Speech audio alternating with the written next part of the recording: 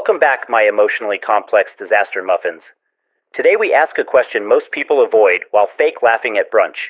Why do we cling to suffering? Why does misery feel like home? And joy feel like a glitch in the matrix? Are we sad? Or just nostalgic for the trauma? Let's unpack it Dostoevsky style. Bring snacks. And tissues.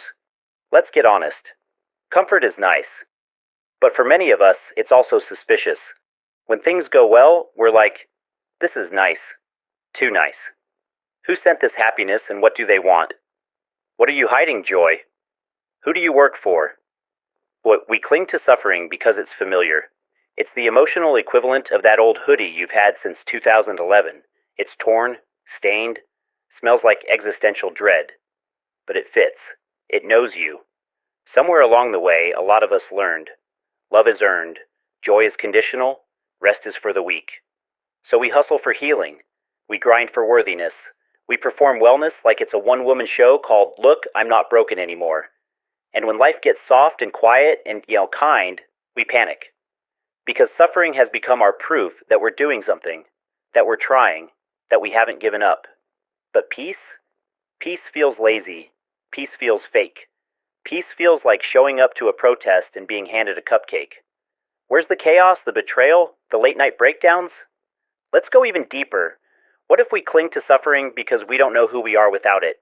You stop chasing toxic people, you stop self-sabotaging, you get into therapy, and then you're like, wait, who am I without the drama? Do I even have a personality without emotional crises? Because here's the spicy philosophical pickle.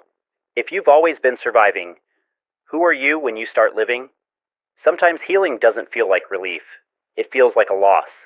A death of the version of you that knew how to cope in the chaos. And baby, grief is part of healing too. Even if you're grieving your inner drama queen. Here's where Dostoevsky grabs your hand and whispers in Russian. Maybe you think you don't deserve joy. Oof, let's sit with that. Somewhere, someone taught you, through words, silence, or abandonment, that you have to earn love. That suffering makes you good. That pain makes you deep. And sure, suffering teaches us stuff, but suffering is not equal to personality. You're allowed to be soft, to be free, to be goofy and giddy and whole. You're allowed to say, I've known pain, and now I choose peace. Not because I'm weak, but because I'm tired of bleeding just to feel alive.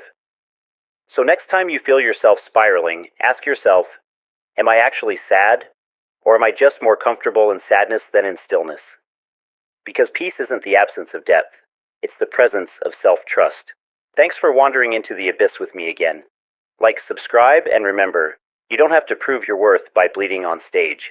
You're worthy just sitting in the audience, alive, healing, and holy.